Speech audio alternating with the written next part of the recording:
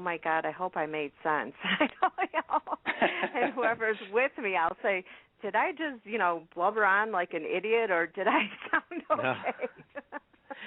And John, what happened there? That's going to instruct you how to handle it when somebody stops you in the airport in the future. Somebody's undoubtedly going to do that to you. I doubt it, but no. Never know. Come on. No. Yeah, maybe.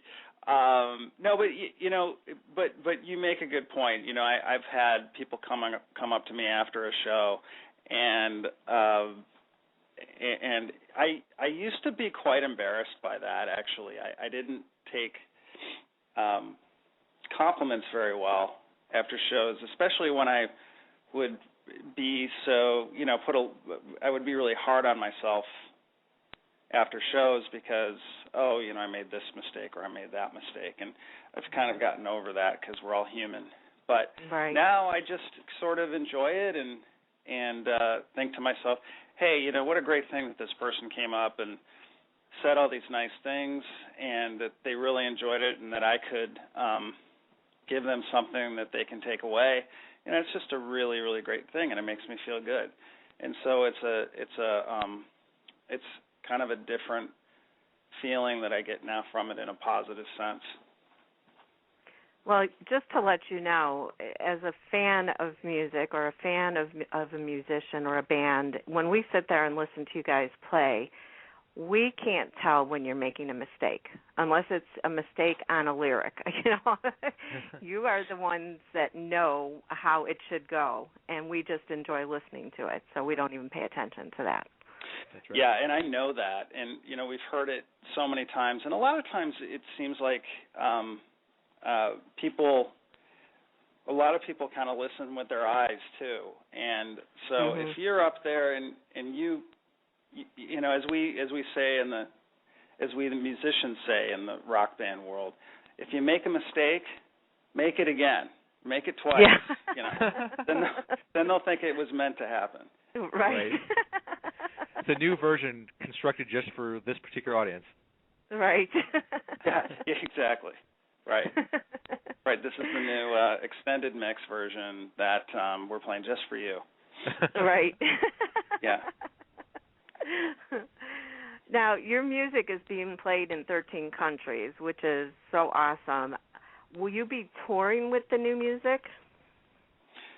Not right away. I'm going to take a little bit of time, get the release out there, get the word out, and I'll need to assemble a new group too. So right now I'm playing with some guys, but it's not actually has nothing to do with my music. Really just trying to get the network going in New York, and believe me, there is no shortage of talent here. So I'll when I have the right people in place with the that I have developed some relationships with, then yeah, we'll definitely be doing that at some point. Have you played in other countries yet? Not that have booked me.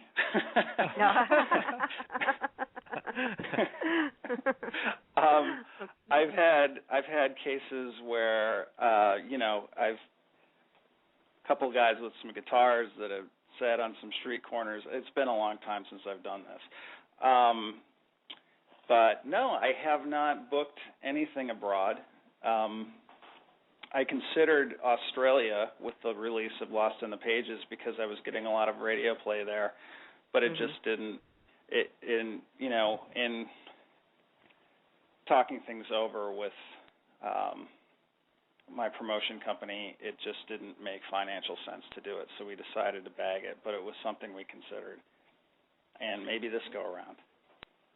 And as you can tell, music is universal because playing in different countries means different languages, and it doesn't matter what language they speak. If the music is good for them, they're going to listen and love it.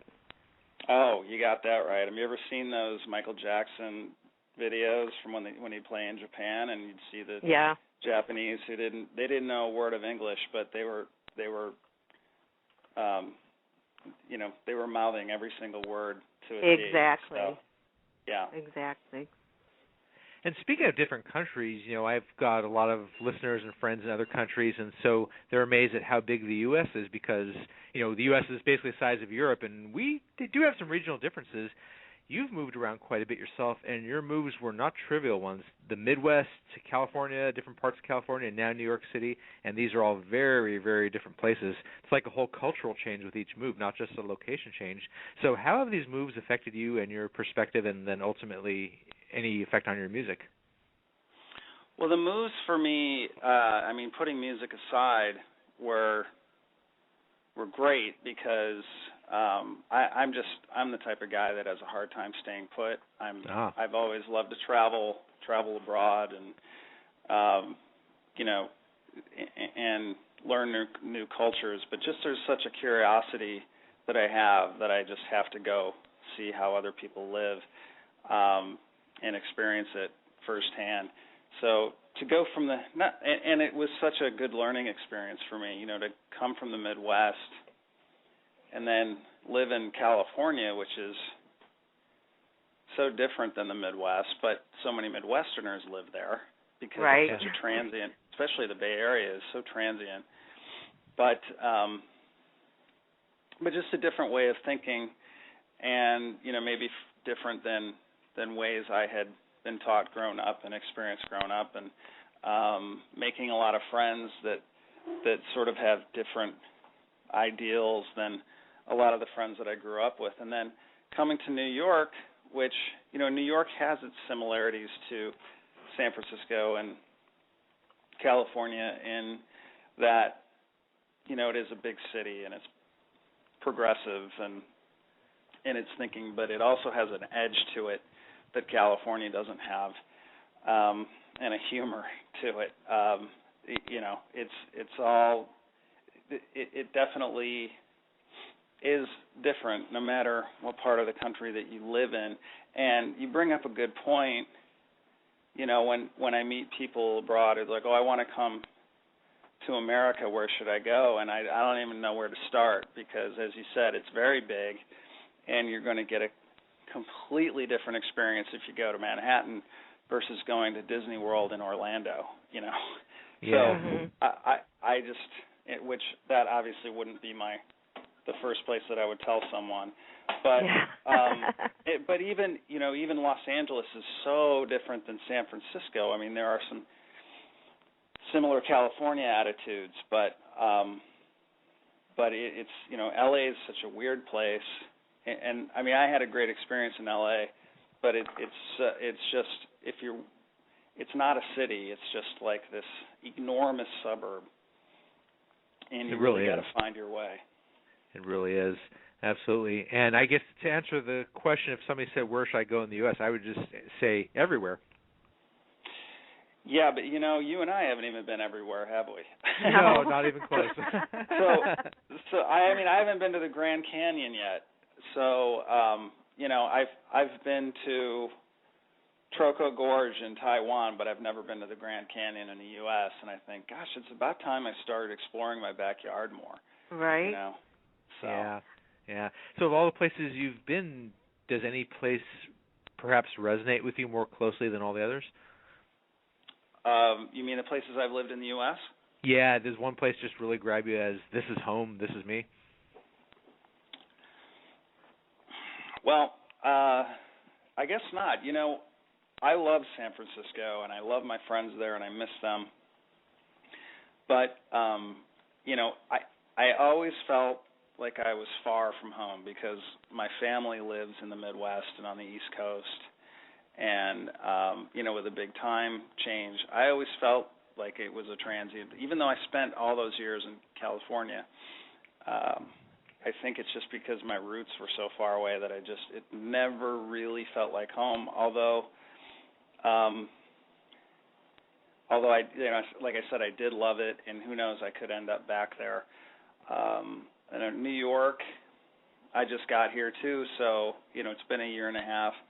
I have some family here, which is good, and it's a little bit closer to where I'm from. Yeah, it's the East Coast, is a little bit different mentality, but I guess it feels closer to home. But it's a little early to say if I can call it home yet. So there's not. I wouldn't say there's one place that it's like, oh my God, I've died and gone to heaven. I think it's just it's not in my personality. There's always that curiosity about the next place. However, I don't know if there are that many cities left in the country that it's like, oh, I have to go live there and experience it. I mean, I know, Pam, you live in Chicago. That's a wonderful city. I grew up 3 hours from Chicago, and so I know a lot about it. I haven't actually lived there, but you know, I have a couple sisters that live in Chicago, so that is, yeah. I mean, they're Midwesterners to the core, so they I don't think they'd live anywhere else. Well, if it was up to me, I'd do a lot more traveling. Maybe I was born a Midwesterner, but I love to travel, and I'd like to get to a lot of different places within the U.S. and outside of the U.S. I have been to 26 different states, and the only other country I've been to is Mexico, so that's about it. So there's a lot more yet that I need to see and want to see. So hopefully one day I'll be able to do that. Oh, you will. Oh, and Mexico is great. My bucket list. You mentioned Australia. That's one of the places I'd like to go. But my main goal outside the U.S. is to go to England because I have friends out there. And Mike, you know, the bands that are out there that we help support, the indie bands. And I'd love to meet all those guys in person. So. Well, I have a distribution. I have a label that I work with in Sydney, Australia. Called Blue Pie, and believe it or not, I have yet to go visit them. I have not been to Australia. I was in Southeast Asia a few years, I think about 2 years ago, after I signed the deal with them, and I thought, well, while I'm here, I'm just gonna shoot over to Australia. Well, it's 12 hours away. Where I was. I thought, I'll be right by Australia. I'll just take a puddle jumper on over, and we'll be good. And not the case. A lot of space there that I wasn't. Well, that was still 12 hours less than if you were going from here. So. That's right. That's you true. Were closer. I was halfway there. Yes. I was halfway there. Yeah. Well, is there someone you would like to work with in the music industry, whether it's another singer or a producer? It would definitely be an artist that I'd want to work with over a producer. Although working with there are a lot of great producers. It would just, I could die tomorrow with a smile on my face. But I would say it would definitely, if I could just perform with, oh my God, if I could perform with Earth, Wind & Fire or Peter Gabriel or or Genesis or one of those great bands or collaborate with them would just be unbelievable. I actually just met the guys from 24/7 Spies, Jimmy Hazel. Oh, wow. I don't know if you know who those guys are, but they got their notoriety in the mid-'90s, and they're kind of a funkier, heavier version of Living Colour. And really, when I heard these guys, they were a big influence on me at that time, and I was in Jamawokee, so I was writing a lot of funk rock, and they're so soulful and edgy and just all of the aspects of music that I love. And but they have cult status. They never really made it big. They're from the New York area, so it turns out this drummer I've been playing with is friends with the bass player of 24/7 Spies, so we went and saw them perform, and I met the guys in the band, really sweet guys, and it occurred to me that I thought, hey, you know what, maybe on my next album, since I have a friend that knows these guys, maybe they'd be willing to do something with me in the studio. Who knows? So it's just an idea I've been kicking around.